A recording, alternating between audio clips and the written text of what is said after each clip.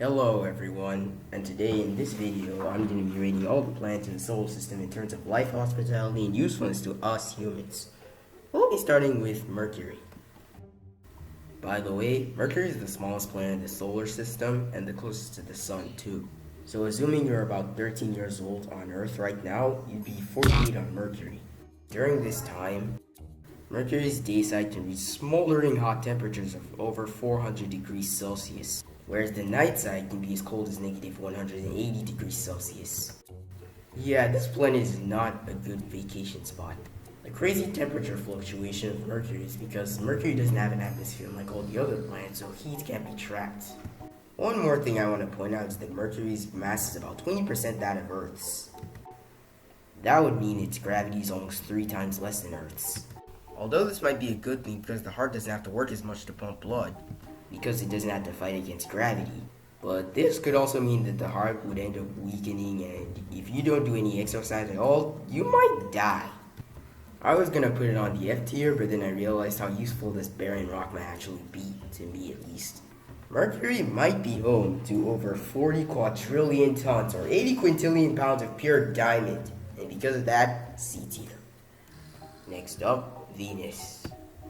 Venus is the most ironic planet in my eyes. You probably know Venus as the Roman goddess of love and beauty, other than the planets. Well, this planet's surface isn't loving or beautiful at all. Even though Venus is called Earth's twin by most people because of their similarities in size, mass, and density, they forgot one crucial part. The Earth is livable. Venus is not livable at all. Venus is covered by a thick, pressurized atmosphere, 90 times thicker than Earth's, so the atmosphere captures a lot of heat, talking 464 degrees Celsius. Hotter than Mercury, despite Venus being further from the Sun. Not only is Venus' surface hot, but it's also covered with volcanoes, 1,700 of them, 200 more than Earth's volcanoes. Stepping foot on this planet will kill you in some 2 seconds. F tier. Earth is next. S tier. Mars is the most compatible planet in the solar system to us, but it's still pretty harsh. Not only is this planet boring and dry and horrible, and actually not as bad as Venus, it's bathed with solar radiation due to lack of magnetic field. It also has surface gravity 40% that of Earth, so heart problems. Also, solar radiation has wiped off most of Mars' atmosphere to the point where its pressure is so low any liquid water will instantly evaporate. Because of this thin atmosphere, not enough heat is trapped, so temperatures can be as low as negative 65 degrees Celsius. There's still some hope for this planet though. Mars actually possesses liquid water under its surface as well as oxygen in the form of minerals. When we have the technology, we could possibly terraform the planet and make it like the Earth. Not anytime soon though, B tier. Actually B minus because it's not that much better than Mercury. The gas giants are already put in the F tier because they're all gaseous planets and we can't stand on them, so we'll just fall into their smoldering hot cores and die, is what everybody said on a normal day. Instead of rating the gas giants, I'll be rating their moons, including the Earth moon at the end of the video. I'll rate them individually, then I'll see which score fits best for each planet. We'll start with Io. Io is horrible for 2 reasons. Its really close proximity to Jupiter means deadly amounts of radiation hits Io all the time, and Io is pulled by Jupiter's gravity, as well as the gravity of Europa and Ganymede. This causes tidal forces and tidal heating, so volcanoes. Lots of volcanoes. More than Venus.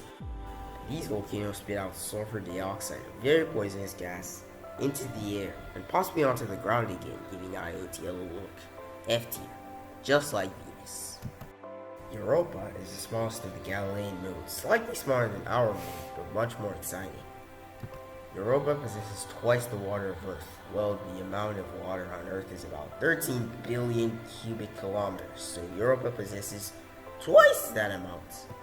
So 26 billion cubic kilometers of water could possibly be on Europa. The downside is that it's trapped under 20 miles of ice. Hope you brought your drill with you. Europa doesn't have to deal with Jupiter's radiation as much as Io does, but the amount it does deal with is still pretty deadly to us humans at least. If you stay on Europa, even with the spacesuit, radiation can finish you off in about 10 minutes. C tier. Ganymede is the biggest moon in the entire solar system, slightly bigger than little Mercury. What an impressive moon, right? Wrong. Ganymede is just a bigger Europa, plus more rock. Much more rock. It doesn't have to deal with radiation of any kind though, because it has a magnetic field, unlike any of its other siblings. That's about it though. The ocean's really hard to get to because it's even deeper than Europa's water ocean. About twice as deep even. So good luck drilling through that. See to you. Callisto is the second biggest moon of Jupiter and the third biggest moon in the entire solar system. You thought I'd say something else, didn't you? Callisto has no qualities at all, just a boring, barren wasteland. D tier. And Jupiter is C minus. And it deserves it too. You should learn more from Jupiter and Venus. All the moons of Saturn are geologically dead, apart from Titan and Enceladus. But there isn't as much radiation coming from Saturn as there is from Jupiter, and I like Venus's crater. It makes the moon look like the Death Star, kind of. C tier for most of the moons. Titan and Enceladus stand out though. Let's talk about Titan first. Titan is the second biggest moon of the solar system. It's slightly smaller than Ganymede, but still a lot bigger than Mercury, even though it doesn't look like a lot. It's the only moon in the solar system to be deemed Earth-like, because it has a nitrogen-based atmosphere just like Earth's, but without the oxygen. It has lakes and rivers of methane which evaporate and condense into rain, just like the rain cycle of Earth. And it's also got liquid water, just like Earth. A whole ocean of it, in fact. Screw this. I think this is the only S tier that isn't the Earth. Just kidding, I'm giving it an A, because it does have a magnetic field. So Saturn's average is... Oh, wait, I haven't talked about Enceladus yet. I guess I forgot.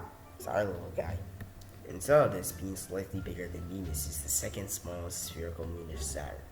Just like Europa and Titan, Enceladus possesses liquid water under its surface. An icy one, actually.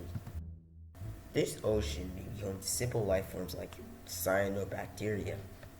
Enceladus also has stripes all over its surface, just like Europa's, but they're blue. Europa's are red. B tier. So Saturn is B. Just B.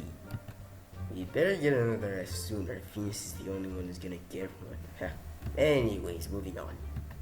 Uranus' moons aren't that exciting, all being geologically dead. Uranus has a weird past. This moon got destroyed. It managed to put itself back together again. Because of the weirdness of all that, I'm gonna give it a C. Because there's not much to look at. Neptune only has one big moon. That moon being back over there, Triton. It's a really, really cold moon. It's actually the coldest moon in the entire solar system, with a surface temperature of downwards of negative 240 degrees Celsius. Not very habitable, but there's something about Triton. It's a dwarf planet that actually got captured by Neptune's gravity a long time ago. Since I feel sympathy for the moon, I'm gonna give it a C minus. So Neptune is C minus. Yeah, Triton is the only moon of Neptune that's actually spherical. The final celestial object we're reading today is the moon, the one you see in the sky. It's really not an improvement of Mercury, but it's a lot less deadly than it at least. Its mean temperature is around 0 degrees Celsius, which makes sense because of the Goldilocks zone. And the moon is useful to us because of its tidal forces and axis stability of the Earth. And it makes for pretty good solar eclipses.